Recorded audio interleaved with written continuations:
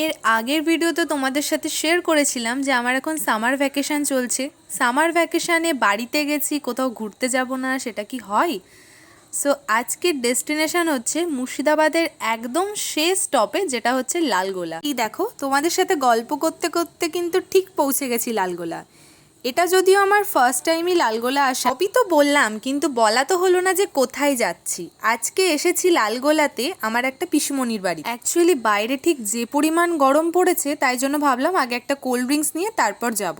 দেন আমরা ফাইনালি পৌঁছে গেছি পিসুমণির বাড়িতে। আর এই হচ্ছে এমন একটা জিনিস, জানি ক্ষতিকর, কিন্তু ওই যে লোভ, কিভাবে সামলাই বলো? কি আর করা যাবে, লোভ তো সামলাতে পারবো না, তাহলে খেয়েই নি। অ্যাকচুয়ালি আমার এই পিসুমণির বাড়িতে আজকে আমার ফার্স্ট দিন আসা, আর তাই জন্যই আমি সব কিছু একটু ঘুরে ঘুরে দেখছিলাম।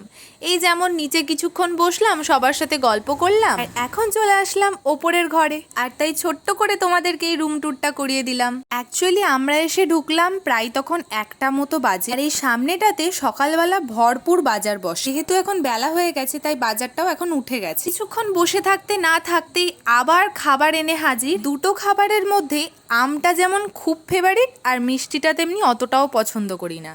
তো চলো আপাতত একটু পেট পুজো করে নিই।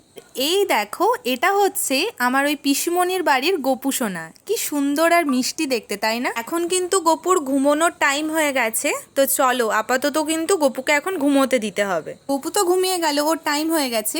এখন কিন্তু ঘড়িতে প্রায় 3টে মতো বাজে। এবার কিন্তু আমাদের লাঞ্চ করতে হবে। আজকে লাঞ্চে রয়েছে খাসির মাংস, ঝিঙের তরকারি আর ভাত। লাঞ্চ করে ওপরে উঠে আসতে না আসতেই আবার কিন্তু দই নিয়ে এসে হাজির। তো চলো আপাতত দইটা খেয়ে একটু ভাত ঘুম দিয়ে নিই। দেখা হচ্ছে নেক্সট ভিডিওতে। Thanks for watching.